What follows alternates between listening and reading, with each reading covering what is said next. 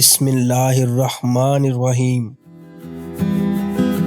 جو عورت ہر وقت آنکھیں ملتی رہتی ہو، ایسی عورت کی سہیلیاں بہت کم ہوتی ہیں۔ جو عورت کھانا ہمیشہ اکیلے بیٹھ کر کھاتی ہے، ایسی عورت تنہا پسند ہوتی ہے۔ ایک خوبصورت اور باکمال عورت وہ ہے جس سے آپ دنیا کے ہر موضوع پر بات کر سکیں، لیکن اسے اپنی حدود معلوم ہو اور آپ کو وہ حدود بتانے کی ہمت رکھتی ہو۔ پھر اس کے علاوہ کوئی چارہ نہیں رہ جاتا کہ آپ صرف اور صرف اس کی عزت کریں۔ جو عورت ہمیشہ چشمہ لگائے وہ کتابیں پڑھنے کی شوقین ہوتی ہے۔ جو عورت اپنے بالوں میں پھول لگائے وہ عورت عاشق مزاج ہوتی ہے۔ جو عورت نہانے میں وقت لگائے وہ سست مزاج ہوتی ہے۔ جو عورت نیلے لباس زیادہ پہنے وہ عورت بہادر ہوتی ہے۔ جو عورت کم بولتی ہے وہ نہایت ہی عمدہ ترین عورت ہوتی ہے۔ جس عورت کی گال پر تل کا نشان ہو وہ عورت سادہ طبیعت ہوتی ہے۔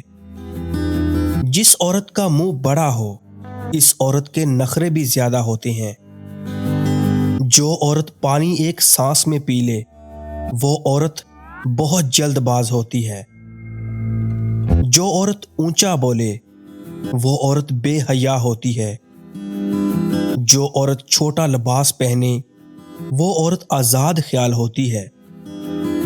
اس عورت سے شادی کرو جو نگاہیں نیچی رکھتی ہو، کم بولتی ہو اور جس میں حسن و اخلاق ہو، کیونکہ ایسی عورت کے مقدر میں بے بہا دولت ہوتی ہے۔ عورت کی سب سے بڑی عبادت اپنی عزت کی حفاظت کرنا ہے۔ اگر مرد چھوٹی چھوٹی باتوں پر لڑنے لگے تو عورت کو سمجھ جانا چاہیے مرد اداس ہے، اسے پیار کی ضرورت ہے۔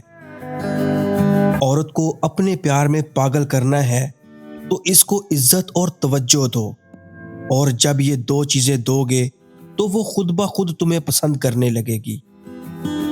اگر کوئی مرد تمہیں چھوڑ دے تو دکھی ہونے کی بجائے خوش ہو جاؤ، کیونکہ وہ تمہارے لائق نہیں تھا۔ اگر وہ واقعی مرد ہوتا تو تمہیں چھوڑتا ہی نہ۔ جس عورت کا جسم گورا ہو وہ کم عقل ہوتی ہے اور اپنی خوبصورتی کے محور سے نکلنا ہی نہیں چاہتی۔